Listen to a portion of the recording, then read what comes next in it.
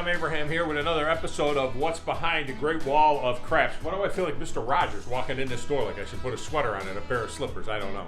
But anyway, the other day we talked about the media guys, the press guys, if you will, the press passes, I should say, that I have from all of the deals and events that I've covered in the past. Now, let's move to this section here. I'm a seam head. I love baseball, okay? So baseball is a big thing for me. So as you can see up here on the top, as cameraman John shows you here, I got the Ted Williams piece that my daughter got me for Christmas. That's Babe Ruth there.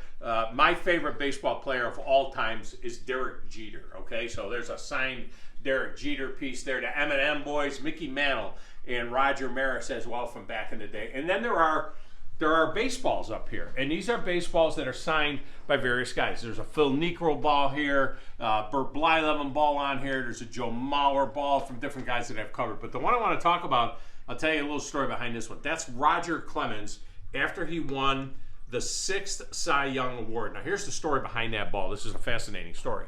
You remember Mindy McCready, country music singer from back in the early 2000s. She was a great talent. She died way too soon, had all kinds of personal problems and so on. But back in the day, she's from Southwest Florida.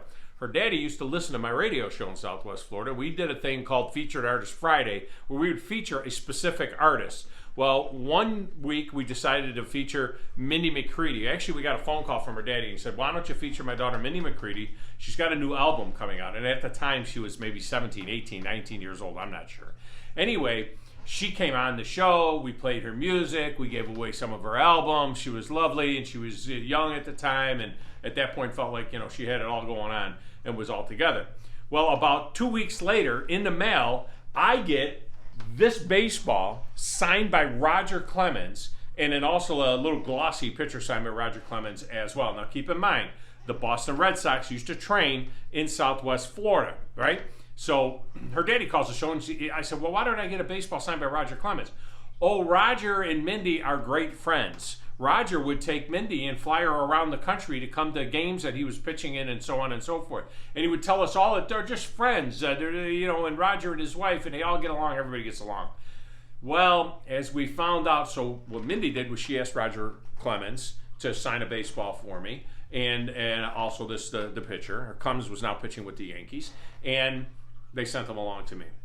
Of course, years later, we found out that relationship between Mindy McCready and Roger Clemens went all the way back to the time that Mindy McCready was like 15 years old. And it maybe wasn't so innocent sounding as it was. There was more to it. I hate to talk. I don't want to speak ill of the dead, but I'm just saying it was kind of a shady deal, the way that whole thing worked out. But that was my brush with the Roger Clemens ball. These other balls are all balls that have been given to me from guys that I covered, people that sent them to me. I never bought a signed baseball in my life. Now, two others that I want to show you. This one right here, this is fantastic. This ball here was signed. There's the autograph, and there's the inscription on it.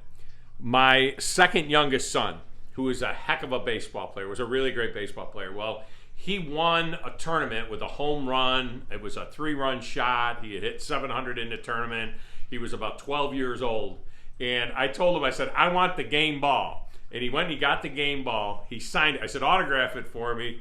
And he wrote this little inscription on there. Dad, thanks for always supporting me. Sincerely, your son. So that was really, really cool. In fact, then I'll show you, if John the cameraman wants to follow me over here, that's him. That's my son, Thomas. All right, so of all of my sons, he's one of them. I have 4 sons. That was Thomas. He turned out to be a great baseball player. And in fact, cameraman John, that's him right there, who was an outstanding high school football player as well. So cameraman John and Thomas both get the treatment on the wall. The one other one I'll show you is this one here. This is a softball. Final out, perfect season. The last season, 1988, okay? The last year I played organized softball, I was 28 years old, 27 years old in the summer of 1988. And we had a softball team. We won a championship. It was a 10-0 season. I was the first baseman. This was the ball I made the final out with. I kept the ball. I put the note on there, 88 champs. Last game, it was in Rochester, New York. That's what that says on there, Rochester, New York, last game. That's the last organized softball game that I ever played. So there you go. And that's today's episode from the Great Wall of Craps.